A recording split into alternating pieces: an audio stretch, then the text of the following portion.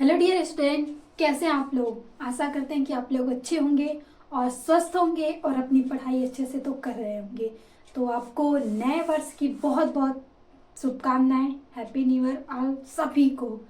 देखिए, जो 2023 था कैसा भी गया हो, लेकिन अब तो इसका एंड हो गया और बहुत सारे लोगों ने जीता होगा और बहुत सारे लोगों ने हारा भी होगा।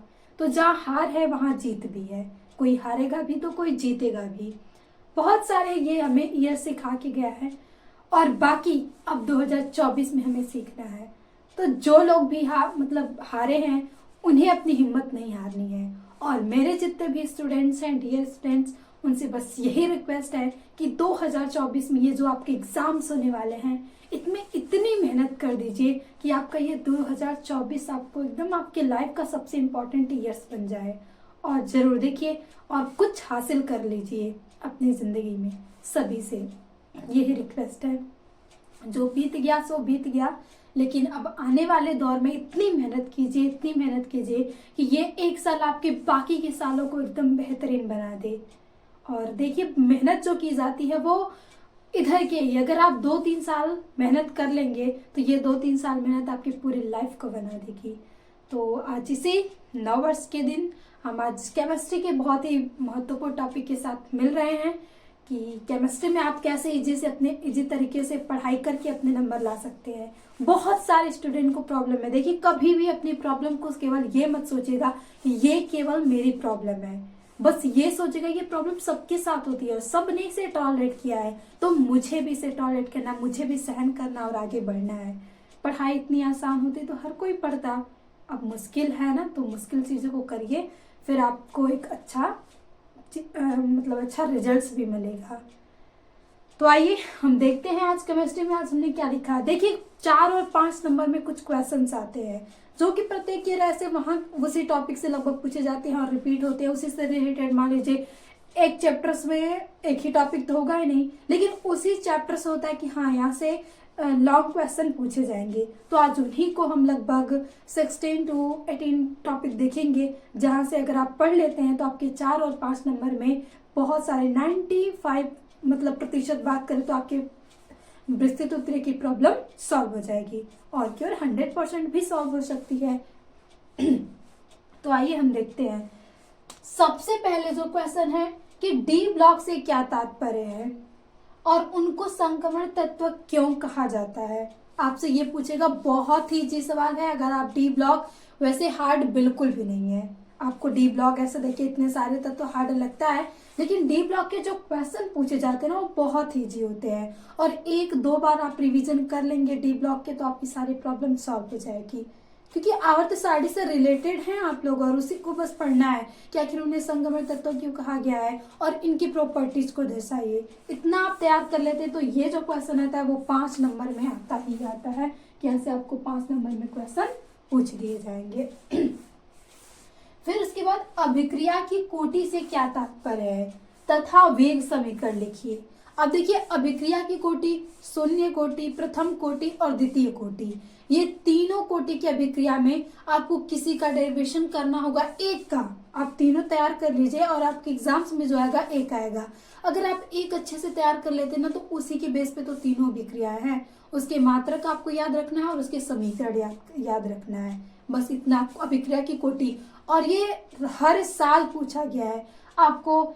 ये एक तो ये 4-5 नंबर में पूछता है। इसके पहले भी आपको अभिक्रिया की कोटि की परिभाषा पूछ देगा, या तो अभिक्रिया का वेग किस पे निर्भर करता है और अभिक्रिया का वेग हम कहते किसे हैं। तो ये जो केमिकल काइनेटिक्स है, रासायनिक बलगति की वजह से क्वेश्चन तो आना अनिवार्य है कि 8 नंबर के उससे क्वेश्चन आते हैं, तो इसे भी आपको तैयार कर लेना है। फिर उसके बाद संयोजकता आबंध सिद्धांत को लिखिए। जो हमारे पास कोऑर्डिनेशन कंपाउंड है वो आपको पूरे पेपर में 8 नंबर दे के जाता है। एक उस पे लॉन्ग क्वेश्चन पूछा जाएगा, या 4-4 नंबर के भी ऐसे करके पूछे जाते हैं। कभी तो इसे 10 नंबर के भी आ जाते हैं। आपको आईपीएससी नाम पूछा जाता है, इस पे कोई वर्णन सिद्धांत पूछेगा इसमें। और आईपीएससी नाम को तो आपको जरूर तैयार कर लेना कि आईपीएससी नाम तो श्योर रहता है कि 2-5 जरूर देगा। और इसमें से जो हमने लिखा है संयोजकता आबंध सिद्धांत, वर्णन सिद्धांत और क्रिस्टल क्षेत्र सिद्धांत। इन तीनों सिद्धांतों को आपको श्योर तैयार कर लेना है। अगर आपने अब भी नहीं पढ़ा है तो प्लीज आज ही जाके इस वीडियो को देखने के बाद आप पढ़ लीजिएगा। और आपको बुक से नहीं समझ में आ रहा तो इस चैनल पे कोऑर्डिनेशन कंपाउंड की प्लेलिस्ट बनी हुई है और उसमें सारी चीजें हैं, क्रिस्टल फील्ड थ्योरी, वर्नर सिद्धांत और तापन सिद्धांत। आप जाके प्लीज वहां देख लीजिएगा, आपकी सारी प्रॉब्लम सॉल्व हो जाएगी। उसमें हमने सारी चीजों को डिटेल्स में बताया है। समावेता वाले टॉपिक से भी क्वेश्चन आता है तो आपको समावेता भी वहां पे मिल जाएगी और उसे तैयार कर लीजिएगा।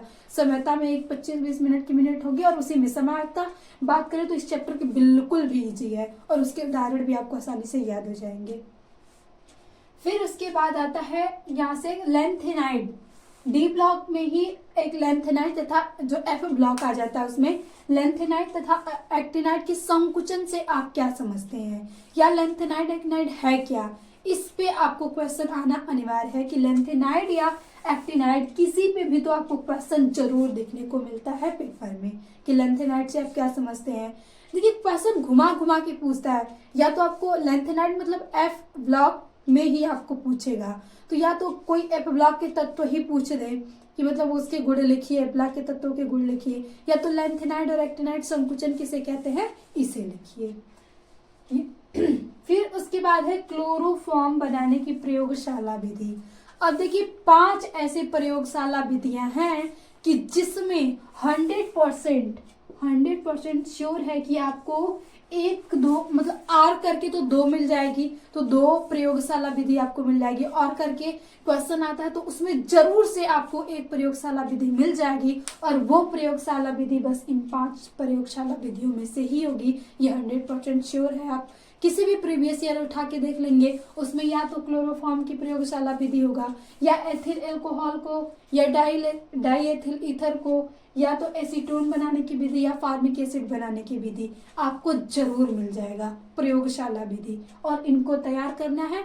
अगर आपको इन पे सारे लेक्चर चाहिए तो प्लीज कमेंट्स बॉक्स में कमेंट्स कीजिएगा, क्योंकि प्रयोगशाला विधि पे हमने कोई लेक्चर नहीं लिया तो हम प्रयोगशाला विधि अभी आइए 5 की 5 आपको एकदम इजी तरीके से समझा देंगे। लेकिन बाकी की वीडियो तो आप यहाँ पे अवेलेबल है, आप जाके वहां से देख सकते हैं।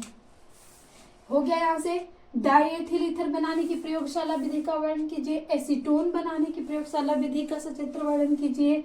फिर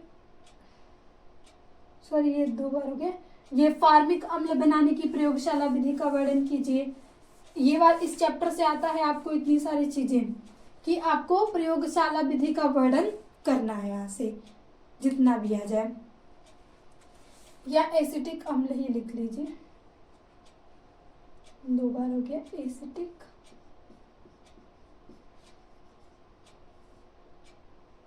अम्ल बनाने की प्रयोगशाला विधि का वर्णन कीजिए। हर चैप्टर से क्लोरोफॉर्म हेलोएल्केन्स हो गया, अल्कोहल जो है फिनॉल ईथर से हो गया, कीटोन वाले चैप्टर से हो गया। फिर उसके बाद इसी में होता है एसिटिक एसिड वाला भी आ जाएगा और फार्मिक अम्ल में भी आ जाएगा वही एसिटिक एसिड और फार्मिक अम्ल वाले में। फिर उसके बाद आपके चैप्टर्स है, लास्ट चैप्टर्स जो है बायोमॉलिक्यूल्स, और बायोमॉलिक्यूल्स भी को भी आप हल्के में तो बिल्कुल भी नहीं लेंगे, क्योंकि बायोमॉलिक्यूल से भी क्वेश्चन बहुत ज्यादा वेटेज रखता है वो चैप्टर्स।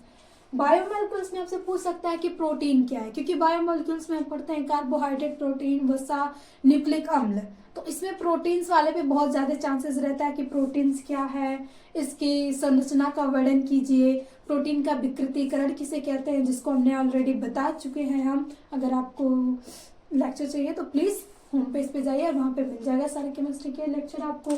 तो ये प्रोटीन से भी रिलेटेड क्वेश्चन पूछेगा, और कार्बोहाइड्रेट से तो ये भी श्योर होता है कि कार्बोहाइड्रेट क्या है, ये कितने प्रकार का होता है।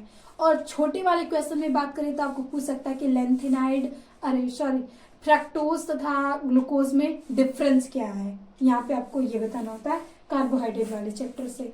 फिर अगेन जो 5 नंबर के क्वेश्चन आते हैं नेमिंग अभिक्रिया। नेमिंग अभिक्रिया हमने एक ही वीडियो में आधे घंटे में आपको सारी नेमिंग अभिक्रिया एकदम आसान तरीके से बता दिया है। अगर आप उतना रट भी लेते हैं, मान लीजिए आपको नहीं समझ में आती केमिस्ट्री, अगर रट भी लेते हैं तो अभी आप ये वाली प्रॉब्लम तो सॉल्व हो जाएगी नेमिंग रिएक्शन की।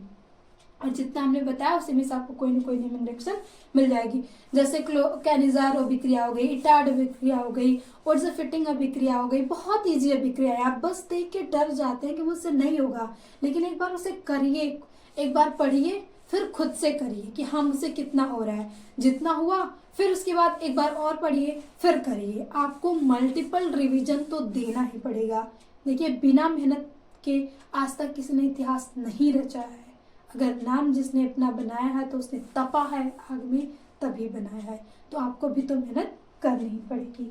फिर उसके बाद एक और जो क्वेश्चन होता है कि क्या होता है जब और कैसे प्राप्त करोगे, ये तो मतलब आपको हर ईयर मिल जाएगा, प्रत्येक ईयर।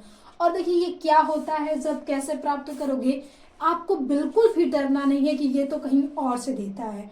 आप जो जो चैप्टर्स पढ़े उसी में से देगा आपको, और आप मतलब उसे देखेंगे तो आपको बस रिएक्शन का थोड़ा ऐसे नाम, लैंग्वेज चेंज हो जाती है, उसी में तो कोई होगा। जैसे आप पढ़ते हैं कि हम हेलो एल्केन्स कैसे बनाए, तो एल्कोहल से मान लीजिए उसमें दे देगा कि पेंटाक्लोराइड की अभिक्रिया, या उसके बाद पेंटाक्लोराइड की अभिक्रिया, मतलब ऐसे करके आपको दे देगा।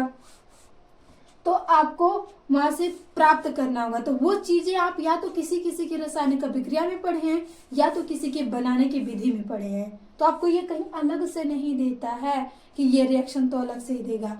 बस आप थोड़ा सा रिलेट करके पढ़ते जाइए केमिस्ट्री को कि हाँ मैं ये पढ़ रहा हूँ, तो जरूरी नहीं कि ये इसी प्रकार के क्वेश्चन आए, इसे लैंग्वेज बदल के भी क्वेश्चन पूछ सकता है। और ये तो बहुत ही आसान होता है कि 5 आपको देगा रिएक्शन, केवल रिएक्शन लिखना होता है।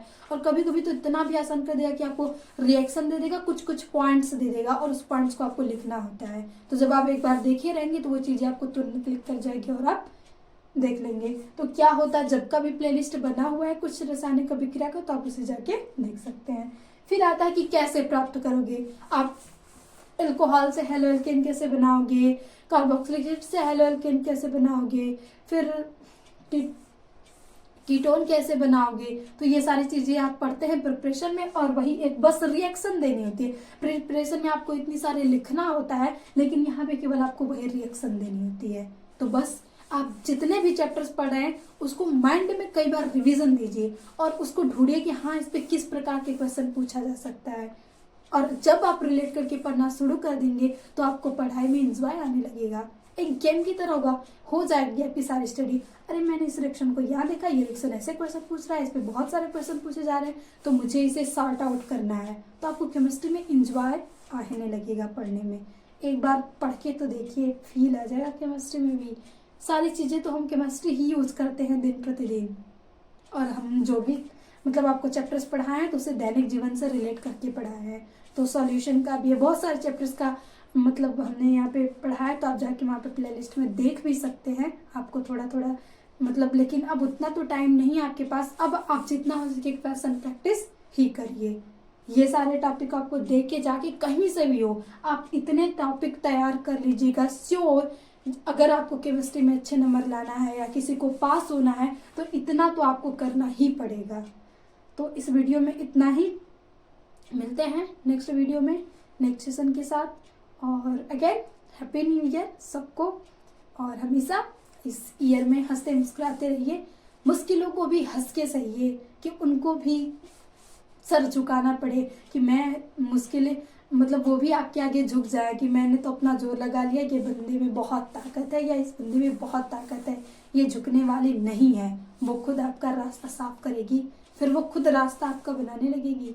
तो आप पूरे इस 24 में इतने अच्छे से अपनी मेहनत कीजिए, सब चीज़ें अच्छे से कीजिएगा कि आपकी जो लाइफ, देखिए उतार चढ़ाव तो ज़िंदगी में आते रहते हैं, कभी खुशियाँ भी आएंगी तो कभी दुख भी आएंगे, लेकिन आपको दोनों को समान लेके चलना है। तब आपकी ज़िंदगी एकदम स्मूथली चलती रहेगी और आपको कोई स्ट्रेस नहीं होगा। और आजकल सबसे ज़्यादा जो बीमारी है खतरनाक घातक, वो है स्ट्रेस, जो कि एक इंसान को पूरी तरह से बर्बाद तो कर ही देगी। तो आप अपनी लाइफ में जितना हो सके स्ट्रेस को कम रखिएगा, कि स्ट्रेस आए ही ना। स्ट्रेस आए तो आप कुछ ऐसा करिए कि हाँ स्ट्रेस मेरा खत्म हो जाए, और पढ़ाई से जुड़े रहिए, आपको स्ट्रेस तो होगा ही नहीं। ज्ञान जितना मिलेगा आपको उतना ही शिक्षित करेगा। तो ज्ञान कभी भी आपको नुकसान नहीं पहुंचाता है। बाकी चीज़ें कर सकती हैं, लेकिन ज्ञान कभी आपको, आपसे जितना वक्त देंगे उतना ही आपको ये बेहतर बनाता चला जाएगा। तो बस पढ़ाई अच्छे से करते रहिए और अपनी मंजिल को हासिल करके रहिए कि 24 में मुझे जो भी मंजिल है उसे तो हासिल करना ही है। और हम आपके साथ, हमारी दुआएं आपके साथ हमेशा रहेंगी। आपकी जो भी प्रॉब्लम हो प्लीज़ कमेंट्स बॉक्स में कमेंट्स कर दीजिएगा, आपके सारे प्रॉब्लम का समाधान तो मिल ही जाएगा। थैंक यू अगेन, मिलते हैं नेक्स्ट सेशन में।